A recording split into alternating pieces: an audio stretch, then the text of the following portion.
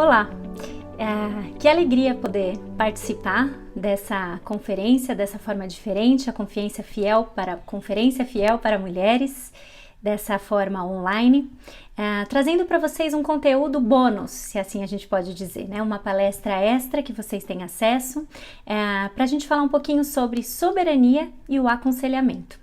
Para quem não me conhece, o meu nome é Ana Márcia, ou Naná Castilho, eu sou enfermeira, eu trabalho como docente e pesquisadora lá na Faculdade de Enfermagem da Unicamp, na área de saúde da criança e do adolescente, mais especificamente no cuidado às famílias de crianças que tenham alguma condição crônica.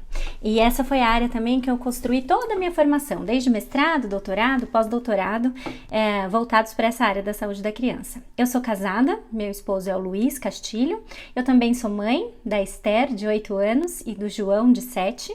Sou membro da Igreja Batista Fonte, em Campinas, e lá eu sirvo ativamente no Ministério de Mulheres. E eu desenvolvo também um ministério para mulheres de todas as idades, através do Filipenses 4:8, que você encontra no Instagram, no Spotify, no YouTube, no Facebook e também no site filipenses48.com.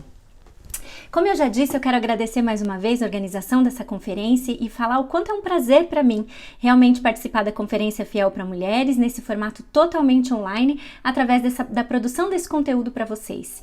E quando eu pensei no tema, dentro desse tema maior da conferência, aconselhando-se mutuamente, nutrindo uma cultura de discipulado, eu pensei em trazer um dos atributos de Deus que pudesse estar de uma forma bastante relacionada com problemas do dia a dia que mulheres enfrentam. E aí eu pensei na soberania. Então o que a gente vai ver nesse tempo aqui é como que a soberania e o aconselhamento estão intimamente relacionados. Eu sei que você me entende, com certeza todos os atributos de Deus são essenciais para a gente conhecer e o conhecimento apropriado de cada um deles transforma a nossa vida. Mas a gente vai pensar nesse momento nosso aqui, especificamente na soberania. E então, dentro desse contexto, o objetivo que eu tenho para essa palestra, para esse nosso tempo aqui, é refletir sobre a soberania de Deus, entender por que a soberania de Deus é crucial para o aconselhamento ou para uma cultura de discipulado em que mulheres se aconselham mutuamente, e aplicar de forma prática o aconselhamento que aponta para a soberania divina e produz contentamento na vida do cristão ou da mulher cristã. Vamos começar pensando em soberania, então. Se você for para o dicionário, e eu gosto muito de fazer isso, ir para o dicionário para entender o significado que a língua portuguesa traz para as palavras que a gente usa com tanta frequência e muitas vezes não sabe nem exatamente o que ela significa, se você for para o dicionário, você vai encontrar na definição de soberania a superioridade derivada de autoridade, domínio e poder. Outras definições populares vão dizer pra gente que a soberania se refere à entidade que não conhece superior na ordem externa e nem igual na ordem interna. Isso aí você faz uma busca rápida, até no Wikipédia você encontra essa definição. E nas palavras adaptadas de um renascentista francês chamado Jean Bodin, a soberania é o poder absoluto, o poder perpétuo. No cristianismo, quando a gente fala de soberania, a gente está pensando em todas essas definições trazendo um dos atributos de Deus, uma das características que definem o nosso Deus. Quando a gente pensa em atributo, o que é um atributo? Atributo é qualquer característica que define a essência de alguém ou de alguma coisa. E quando a gente pensa em soberania, ela é um desses atributos, mas ela não é um dos atributos que definem o ser humano. O ser humano, por mais que tente, ele não tem a soberania. Não no seu completo, não na sua completa definição. Mas Deus é soberano. Ele é soberano porque ele detém o controle sobre tudo, o poder completo, absoluto e perpétuo sobre tudo e sobre todas as coisas. Porque além de tudo, ele é o criador de todas essas coisas. Então, por isso, ele detém esse completo poder.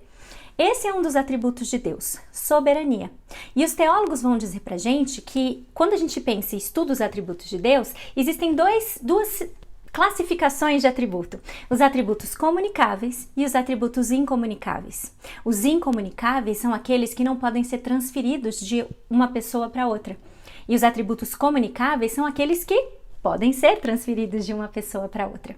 Quando a gente pensa na soberania, então, como um atributo incomunicável de Deus, isso significa que só Ele é soberano. Nós não somos.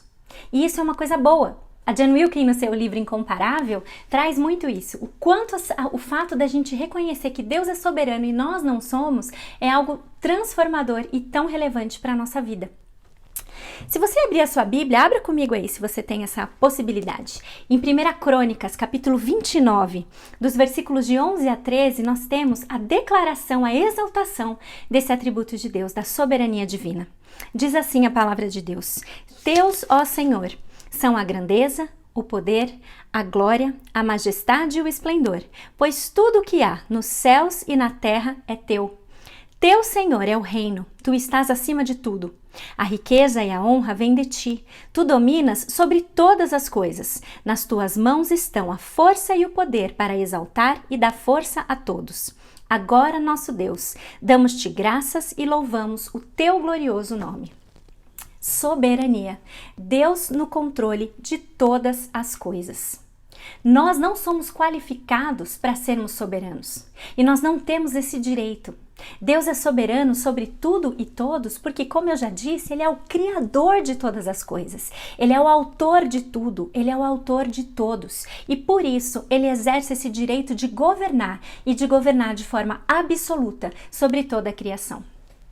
Diante de tantas catástrofes, de tantos acontecimentos adversos, de tanto caos e desordem que a gente vê no mundo ao nosso redor, é fácil a gente cair na tentação de pensar que alguma coisa está fora do controle. Mas é importante a gente lembrar desse atributo, da soberania divina. Ainda que a gente não esteja entendendo nada, Ele tem tudo sob controle. Ele é soberano e, como a gente viu nos versículos de 1 Crônicas, Ele detém o controle sobre tudo e nós devemos, uma vez que conhecemos esse atributo do nosso Deus, ter uma resposta apropriada diante disso. Quando a gente tem uma atitude ou uma visão correta sobre quem Deus é, com base nos seus atributos, a nossa resposta é uma resposta de adoração, de temer o Senhor e de reconhecer que o temor do Senhor é um princípio da sabedoria. Isso traz para nós crescimento e maturidade na nossa caminhada cristã. Por isso é tão importante a gente estudar os seus atributos. Então, se Ele é rei absoluto, se Ele exerce autoridade, poder sobre tudo, sobre todos e nada foge do seu controle, sobre o que Ele domina mesmo? Sobre tudo. Os governantes da terra estão todos debaixo do comando divino.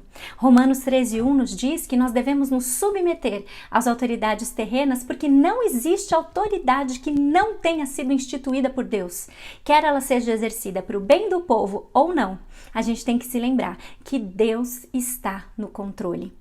Como é precioso a gente se lembrar disso, como é precioso a gente guardar as verdades de quem Deus é no nosso coração, para que no meio do caos, da incerteza, quando tudo parece estar desorganizado, a gente se lembra que o nosso Deus é soberano e Ele está no controle. E é essa palavra, controle, que está no coração, no centro do que a gente tem que entender quando a gente fala de soberania divina. Ele está no controle. Ele está no controle do quê? E a resposta a esse questionamento é muito relevante para a fé cristã. Deus está no controle de todas as coisas. E eu sei que pode parecer um pouco repetitivo essa frase, porque eu já disse isso algumas vezes, mas é tão relevante a gente falar e pensar sobre isso, porque existem correntes perigosas no nosso meio que têm invadido as igrejas com um pensamento deturpado acerca da Bíblia e de quem Deus é, dizendo que Ele não está no controle de todas as coisas e colocando em xeque a soberania divina. Mas é essencial a gente entender isso. Ele está, sim, no controle de todas as coisas. E o R.C. Sproul coloca isso de uma forma muito clara. Ele diz o seguinte: se existisse uma única molécula nesse universo que estivesse correndo livre, leve e solta por aí, à parte da soberania de Deus, então nós não teríamos garantia nenhuma de que qualquer promessa divina se cumpriria. Interessante pensar em um momento como esse que a gente está vivendo, que o R.C. Sproul colocou: se existisse uma única molécula nesse universo que estivesse correndo livre, leve e solta por aí, por que você não substitui isso por vírus? Se existisse um único vírus nesse universo que estivesse correndo livre, leve e solto por aí, à parte da soberania de Deus, nós não teríamos garantia nenhuma de que qualquer promessa divina se cumpriria. Deus é soberano. Ele está no controle de todas as coisas. E no meio de uma pandemia que nos força a usar e abusar da tecnologia para que a gente consiga se reunir numa conferência de mulheres e atingir pessoas que estão ao redor do mundo todo, a gente precisa se lembrar disso. Ele está no controle dessa situação que nós estamos vivenciando, porque ele não perde o controle de nada. Ele controla tudo de forma ilimitada, como Jó bem reconheceu no capítulo 42 do livro intitulado Jó. Jó 42:2 diz o seguinte: bem sei que tudo podes e nenhum dos teus planos pode ser frustrado. Esse é o nosso Deus, soberano. Poder perpétuo, absoluto, sobre tudo, sobre toda a sua criação, em todo o tempo. E porque Deus controla todas as coisas, Ele pode também orquestrar todas as coisas para o nosso bem, mesmo aquelas que foram planejadas por outras pessoas para nos fazer o mal. Abra sua Bíblia no trecho tão conhecido que talvez você tenha na sua memória também, de Romanos 8, 28 e 29. Em que a gente é lembrado dessa verdade. Romanos 8, 28 e 29 diz o seguinte: sabemos que Deus age em todas as coisas para o bem daqueles que o amam, dos que foram chamados de acordo com seu propósito. Pois aqueles que de antemão conheceu, também os predestinou para serem conformes à imagem do seu Filho, a fim de que ele seja o primogênito entre muitos irmãos. Como nós podemos chamar isso? Deus agindo em todas as coisas para o nosso bem. Nós chamamos isso de providência. Ele orquestrando os acontecimentos bons e ruins da nossa vida, mesmo quando os outros pecam contra nós, mesmo quando nós pecamos, Ele é soberano em conseguir, na sua divina providência, orquestrar essas coisas para o nosso bem maior. Que bem maior é esse? Nos tornar conforme a imagem do seu Filho Jesus. Lembram de José e seus irmãos que venderam? Os irmãos de José venderam José como escravo e Deus usou isso para que a linhagem de Jacó não fosse destruída. A gente lê essa declaração belíssima de José aqui no último capítulo de Gênesis, capítulo 50, versículo 19, quando José diz para os seus irmãos: não tenham medo, estaria eu no lugar de Deus? Vocês planejaram o mal contra mim, mas Deus o tornou em bem, para que hoje fosse preservada a vida de muitos. Que fé! Que fé e que visão da providência divina José teve quando fez essa declaração.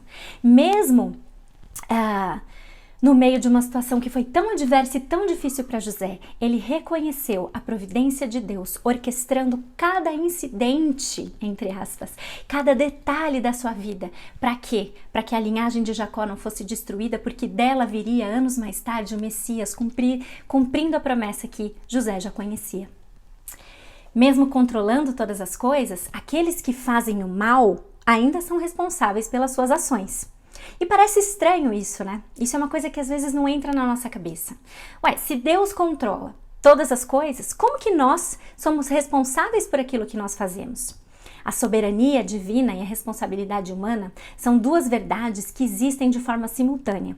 E o entendimento sobre isso daria uma outra conferência, um outro tema e muito mais do que o tempo que a gente tem para falar hoje aqui. Mas eu não poderia deixar de mencionar isso, que soberania divina e responsabilidade humana, elas coexistem.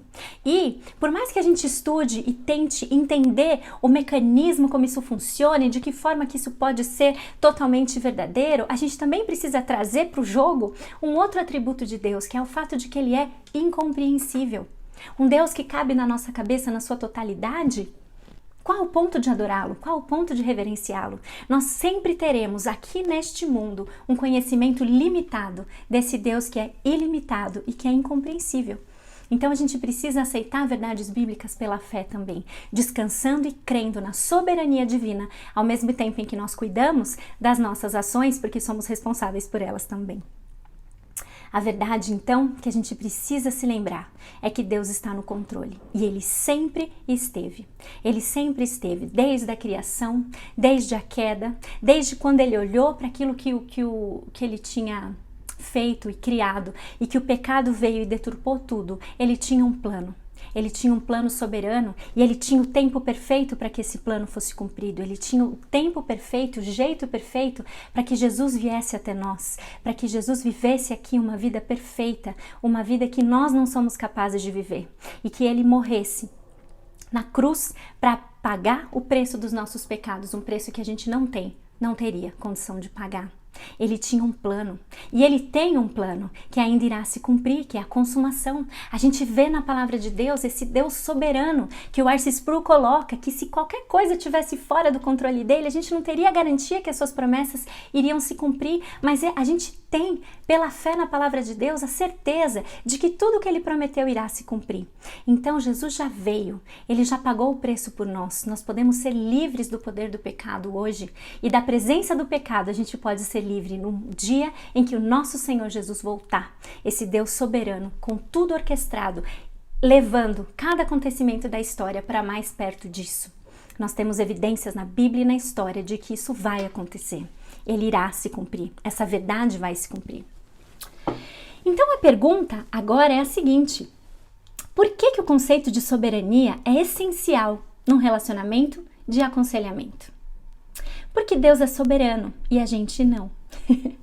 E a gente quer ser, nós queremos ser, a gente quer estar no controle. E quando a gente percebe que a gente não está, o resultado disso muitas vezes é angústia, é murmuração e é o descontentamento. Quando a gente percebe que quem detém o controle soberano, absoluto sobre a nossa vida é Deus e não nós mesmas, a gente pode sim ficar frustrada, ficar angustiada, ficar descontente. Então, a aplicação que eu quero trazer daqui para frente, nesse nosso momento aqui, é que a soberania ela é essencial no aconselhamento, porque ela nos ajuda a mirar uma vida contente. Ela nos ajuda a caminhar em direção ao contentamento. E no contexto do aconselhamento, isso é muito importante, porque no aconselhamento, seja ele por meio de um aconselhamento pontual ou naquele relacionamento de discipulado, dessa cultura de discipulado que nós estamos tentando encorajar que seja feito entre mulheres, o nosso objetivo principal qual é? No discipulado, nosso objetivo é seguir a Jesus e ajudar os outros também nessa caminhada, também ajudar os outros a seguir a Jesus. E o que faz o discípulo que segue a Jesus? Ele ouve, ele aprende, ele obedece e ele imita o seu mestre. Numa pregação muito recente, extremamente edificante de um dos pastores da nossa igreja, o pastor Fábio Gregório, ele trouxe esses 4 pontos de quem é o discípulo, o que faz o discípulo. E o discípulo é aquele que ouve o seu mestre, é aquele que aprende com o seu mestre, obedece o seu mestre e imita o seu mestre. Quem é o nosso mestre? Jesus. Então, o nosso objetivo no discipulado é ouvir, aprender, obedecer e imitá-lo. E o nosso objetivo em relacionamentos de discipulado é que a gente se encoraje umas às outras a ouvir, aprender, obedecer e imitar o mestre. Mulheres aconselhando mulheres, num relacionamento de proximidade, de compartilhar, de comunhão, de instrução, de oração, fazendo essas 4 coisas num relacionamento próximo, de convívio, para que a gente possa se aproximar cada vez mais do nosso Mestre e do nosso Deus soberano, que tem todas as coisas sob controle. E onde a gente encontra as respostas para isso? Onde a gente encontra a forma como a gente deve aprender a ser como mestre? Na palavra de Deus, na Bíblia. Então, no aconselhamento, nosso objetivo, numa cultura de discipulado, é orientar os aconselhados e as pessoas que convivem conosco a olhar para a Bíblia em busca de respostas, porque a Bíblia tem as respostas. Então, se ela tem as respostas e a gente está partindo desse relacionamento em que o nosso objetivo é olhar para ela em busca de respostas, a gente precisa pensar que uma confiança na soberania de Deus, que a gente aprende sobre ela na Bíblia, nos leva ao contentamento. E dificuldades da vida, sejam elas grandes ou ruins, levam ao descontentamento, levam à insatisfação, à murmuração, angústia. A gente pode parar e pensar o que vai ser de mim, o que vai ser de nós diante de circunstâncias que você pode nomear a que você quiser. Mas quando nós confiamos na soberania de Deus, independente das circunstâncias, a gente pode viver uma vida contente. Existem muitas definições de contentamento, mas eu gosto muito de uma trazida pela Nancy Wilson, que é a mais simples, a mais clara e a mais direta que eu encontrei. O contentamento é uma profunda satisfação na vontade de Deus. Uma profunda satisfação na vontade de Deus significa contentamento. Uma profunda satisfação que vem de saber quem Deus é. O conhecimento de Deus nos leva a uma resposta apropriada, e nesse contexto aqui é da gente se satisfazer na vontade dele, não importa qual seja. Por quê? Porque eu reconheço a sua soberania. Além da soberania, eu reconheço a sua bondade, a sua amabilidade, a sua justiça, amor, graça, misericórdia, e eu entendo que a vontade dele para mim é perfeita. Eu aprendo isso na Bíblia, na palavra de Deus. E aí, quando eu entendo quem é esse Deus, entendo quem eu sou, eu encontro contentamento na vontade que ele tem para mim, independente da circunstância. Eu tenho uma real satisfação. E deve ser esse o nosso objetivo, nutrir uma cultura de discipulado, ajudando umas às outras a descansar na soberania de Deus, porque a soberania dele produz contentamento na nossa vida, uma profunda satisfação na vontade dele. Filipenses 4, aliás, Filipenses é um livro que nos ensina muito sobre contentamento.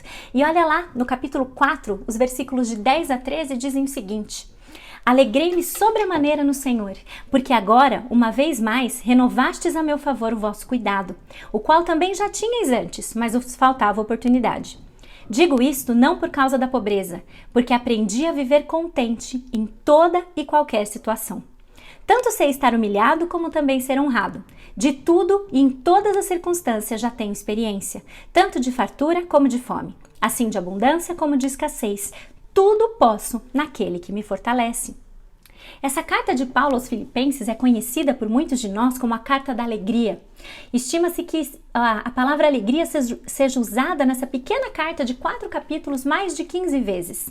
Foi uma carta escrita de dentro da prisão, com o objetivo de encorajar os filipenses e animá-los. Já é algo que tem que chamar nossa atenção, né? Como que alguém de dentro da prisão resolve escrever uma carta para quem está livre, para animar quem está livre?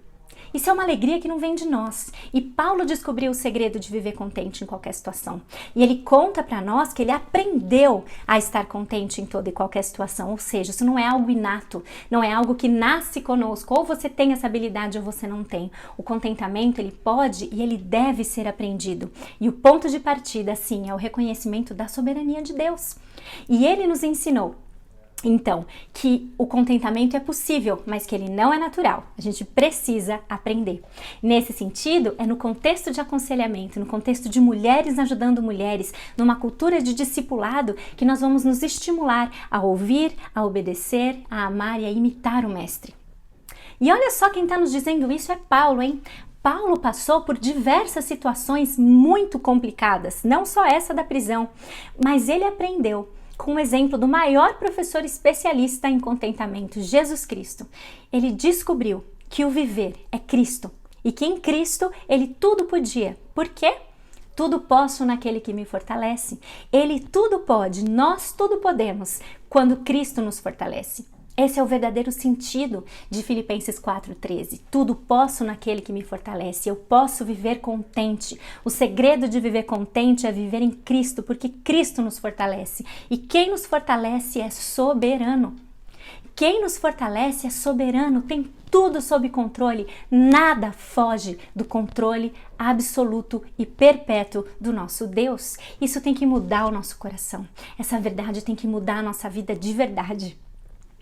E o contentamento, então, quando a gente aprende a viver contente, a gente aprende a se submeter a essa vontade soberana.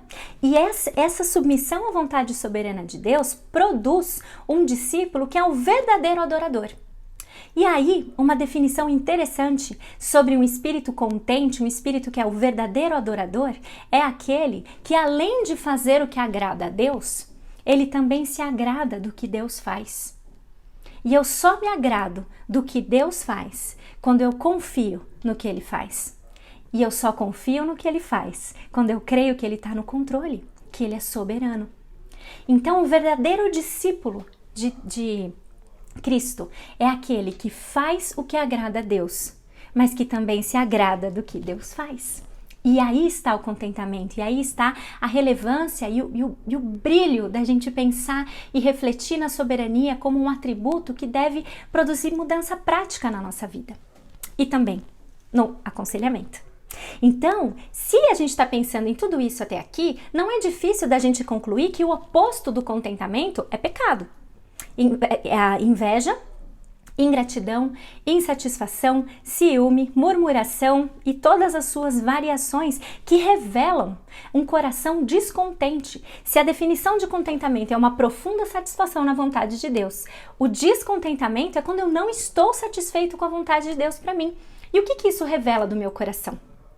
O que isso revela do meu coração quando eu não estou satisfeito com a vontade de Deus para mim? Eu quero estar no controle, eu acho que eu sei mais, eu acho que eu sei melhor. Então, para todos eles, a principal arma para a gente combater isso é pensar e refletir na soberania de Deus. Por isso é importante trazê-la para a cultura de discipulado e trazer o estudo da soberania divina aplicada ao fato de que a gente precisa ganhar e crescer em contentamento. Nós vamos encontrar uma verdadeira paz e um descanso para a nossa alma quando a gente tiver uma aceitação da vontade de Deus para a nossa vida. E com essa aceitação, a gente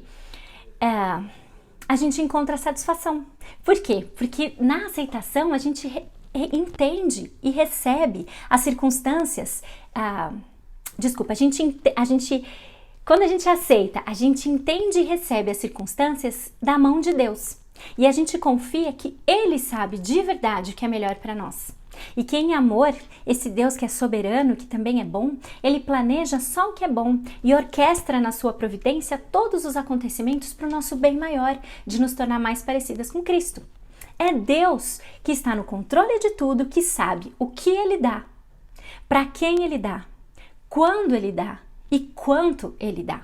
Deus está no controle, então nesse sentido, inveja, ciúme, insatisfação com o que a gente tem, ingratidão e murmuração não tem espaço, porque a gente reconhece que é Deus quem sabe e que tudo que a gente tem, na verdade, vem de Deus, não vem de nós. Então não tem por que a gente se gloriar ou a gente querer o controle sobre algo que a gente não pode ter. Então, a gente reconhece que quando Ele está no controle, a gente consegue descansar na verdade de que qualquer coisa que acontece é para a sua própria glória e para o nosso bem maior. Quando a gente alcança esse estado de aceitação na vontade de Deus, a gente está pronta para pedir que Deus use as circunstâncias quaisquer que sejam boas ou ruins, para a sua honra e glória. A gente deixa de ser vítima, a gente busca ser administrador. Olha que mudança de perspectiva que esse reconhecimento na soberania divina nos traz. A gente deixa de ser vítima e busca querer ser bom mordomo de qualquer circunstância que vai nos levar para mais perto dele. Porque Ele, na sua providência e na sua soberania, está orquestrando tudo isso para o nosso bem. Então, com isso, você já deve perceber, e muito provavelmente na sua vida também você já percebeu isso, que o contentamento não significa que a gente enfrenta uma vida completamente sem dor, ilesa ou alheio aos problemas, mas sim que no meio da aflição nós somos capazes de encontrar paz. Nós somos capazes de encontrar paz verdadeira no controle soberano de Deus, conformando a nossa vontade à vontade dele. Ela não depende de circunstâncias, mas ela está firmada na verdade de um amor inabalável de Deus por nós e também na sua soberania. Ele sabe melhor, ele está no controle. E a Jen Wilkin, no seu livro Incomparável, vai dizer pra gente que existem pelo menos 3 áreas em que a gente busca o controle absoluto.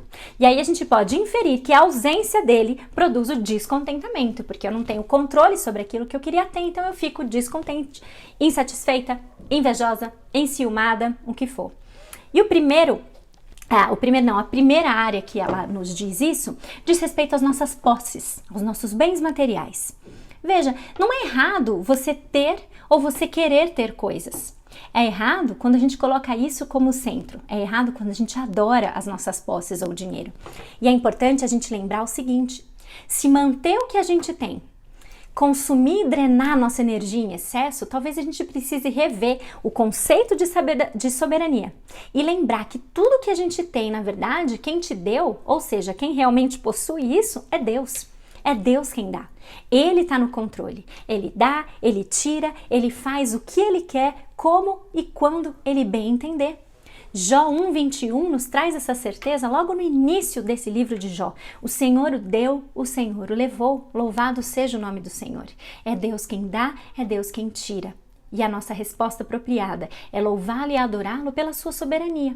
Então, as nossas posses, elas não são nossas. E nós podemos atingir ou buscar o contentamento com base nessa verdade, de que é Deus quem dá, e atingir uma satisfação profunda na sua vontade, seja ela qual for. A segunda área que a gente com frequência busca o controle é o controle do nosso corpo. A forma como a gente se relaciona com o nosso corpo diz muito sobre a nossa visão de soberania e também de contentamento. O nosso corpo, ele também não é nosso. Nós somos mordomos de Deus em relação ao nosso corpo. Ele nos deu para que a gente cuidasse do nosso corpo de uma forma apropriada. Mas a gente pode desejar um controle excessivo sobre ele, colocando o nosso corpo, a nossa saúde no centro. E aí a gente se torna hipocondríaca, a gente se torna vaidosa, a gente se torna maníaca da dieta e da alimentação saudável. E a lista aqui é muito longa. A gente perde a noção de que o nosso corpo foi dado a nós para que nós o administrássemos, mas ele não é nosso. Quem detém o controle sobre ele é Deus. Então a gente precisa pensar nisso. Quem cuida e controla o nosso corpo, a nossa saúde é Deus. A gente faz a nossa parte, mas a gente entrega os resultados para ele. E aí, o salmista, no Salmo 139, versículo 16, traz isso de uma forma maravilhosa. O Salmo 139 inteiro é maravilhoso, mas o versículo 16 nos traz a seguinte verdade: os teus olhos viram o meu embrião. Todos os dias determinados para mim foram escritos no teu livro, antes de qualquer um deles existir. Ele é soberano, ele detém o controle sobre todos os nossos dias. Olha só, não é só isso. O que esse versículo diz nos leva também ao terceiro ponto. Todos os dias determinados para mim foram escritos no teu livro antes de qualquer um deles existir. Não só o número dos nossos dias, mas todos os detalhes do nosso dia, dos nossos dias. Todos os detalhes de cada um dos nossos dias foram determinados por Deus antes de qualquer um deles existir. Isso nos leva à terceira área que a gente busca controle de forma totalmente ineficaz, que é o controle das circunstâncias. Essa aqui, gente, a gente pode pirar se a gente ficar pensando nisso. A vida é incerta e a gente já tem tido provas atrás de provas sobre isso, não é verdade? Mas Deus sabe o futuro, nós temos muitas evidências bíblicas e esse versículo no Salmo 139 é uma declaração disso também. Deus sabe o futuro, mas nós não. E isso acaba com a gente muitas vezes. Quando a gente busca o controle, a gente está dizendo nas entrelinhas que a gente acredita que quem deveria governar o nosso universo somos nós mesmas, não o nosso Deus. Mas quando a gente para pensar sobre o que de fato a gente tem controle, de nada. Nós não temos controle de nada. E o reconhecimento disso deve nos levar a nos dobrar diante do Deus soberano que tem tudo sob controle. Ele tem o controle sobre tudo. E é por causa disso que a gente pode confiar e descansar, fazer o que agrada a Deus e também se agradar do que Ele faz, porque Ele tem um plano, Ele tem um propósito final de nos levar para mais perto do seu Filho Jesus. Isso envolve uma mudança de mentalidade, de atitude, sem dúvida nenhuma, porque a gente tem que buscar excluir esses desejos e essa gana por controle que a gente tem e preencher com aquilo que agrada a Deus, preencher com as verdades bíblicas sobre quem Deus é e sobre a sua providência, sobre a sua soberania, sobre o seu plano para nós. Isso é um processo que relacionamentos íntimos, próximos, de discipulado no seio da igreja podem ser extremamente benéficos para nos ajudar em direção a Ele. E é um processo que a gente só vai completar quando a gente conclui a nossa maratona por aqui. E a ideia não é desanimar com isso, mas sim nos dar esperança, porque esse Deus soberano, que tem tudo sob controle, que cumpre todas as suas promessas, tem uma promessa ainda para se cumprir, e essa promessa é: vai acabar. Vai acabar. Essa é uma verdade que precisa nos estimular a continuar contente. Vai acabar, que eu diga, é o nosso sofrimento, são as nossas aflições, as nossas angústias, a presença do pecado. Isso vai acabar. Nós temos a promessa de uma eternidade com Cristo, sem sofrimento, sem dor, conhecendo e desfrutando da presença gloriosa de Deus por toda a eternidade. Isso tem que fazer a gente ficar com os olhos fixos lá, na nossa pátria, na nossa pátria, desejar o céu, ansiar o céu, porque vai ser maravilhoso. E muitas vezes a gente se perde nas coisas dessa terra e deixa de lembrar que nós não somos cidadãos daqui. Que a gente possa se lembrar disso, porque refletir na soberania de Deus nos remete a isso, e nos remete a um contentamento nessa terra, porque a gente tem a noção de que isso vai acabar. Mas enquanto o céu não chega, a gente encontra contentamento buscando ser como Cristo é. Porque Deus age em todas as coisas para o nosso bem, e esse bem é nos conformar à imagem de Cristo. A gente então pode aprender com Jesus que a sua humildade, a sua piedade e a sua unidade nos levam lado a lado com contentamento. Nós somos membros uns dos outros e o relacionamento de discipulado traz isso de uma forma muito real, muito concreta. A gente precisa servir uns aos outros ativamente, humildemente, zelando por essa união do corpo de Cristo, por uma vida de serviço em amor, até que Ele venha. Isso já vai nos manter bastante ocupadas e contentes, confiando na soberania do nosso Deus, que tem tudo sob controle. Então, caminhando para uma conclusão desse nosso breve tempo aqui, contentamento, relembrando essa definição, uma profunda satisfação na vontade de Deus. Para que ele exista, a gente precisa reconhecer a soberania divina. Por isso, começamos essa palestra falando sobre a soberania divina. Nós podemos, porque reconhecemos a sua soberania, ser gratas por aquilo que nós temos, porque a gente sabe que é Deus quem dá, e é Ele que sabe o quanto, quando, como e para quem Ele dá. Nós administramos as circunstâncias para a honra e glória do nome dEle, buscando o bem do próximo, fazendo a vontade de Deus mesmo em meio ao sofrimento. E aí a gente continua a nossa caminhada aqui, sabendo que o Deus soberano, que prometeu a consumação, é um Deus que tem tudo sob controle e que isso vai se cumprir. Ou seja, Ele vai orquestrar tudo para o nosso bem maior e a nossa pátria não é aqui. A gente precisa manter os nossos olhos fixos no céu e crescer à semelhança de Cristo. Que nós possamos reconhecê-lo como soberano nas nossas vidas, entregar tudo para Ele e descansar, sabendo que Ele é por nós e Ele age em todas as coisas para o nosso bem maior. Soberania, cuidado, zelo. Adore o Deus que tem tudo sob controle. Faça o que agrada a Deus e agrade-se do que Ele faz, porque isso produz em nós contentamento. Que Ele nos ajude, dia após dia, a viver isso e a ajudar umas às outras, no contexto do discipulado, orientando umas às outras a crescer na semelhança de Cristo, vivendo contentes em qualquer situação, debaixo do cuidado soberano de Deus. Vamos orar? Senhor Deus e Pai querido, muito obrigada por esse momento em que nós podemos fazer um bom uso da tecnologia e espalhar a sua verdade, o seu amor e promover, Senhor, mais conhecimento acerca de quem o Senhor é. Nós te louvamos, te agradecemos pela sua soberania, porque o Senhor detém tudo sob controle. E eu te peço, Deus, por cada pessoa que assistiu essa palestra, em tempos diferentes, de lugares diferentes, que o Senhor esteja com cada um, a começar em mim, nos ensinando a nos deleitar na sua soberania e que o deleite na verdade de que o Senhor é soberano e detém tudo sob controle possa produzir em nós contentamento, uma profunda satisfação na vontade que o Senhor tem para nós. Nós cremos que essa vontade é boa, ela é perfeita e ela é agradável. E nós te clamamos, Deus, que o Senhor produza mudança na nossa vida e nos nossos relacionamentos, caminhando juntas em direção a uma vida contente que reconhece o Deus soberano que tem. Em nome de Jesus que eu oro. Amém. Muito obrigada.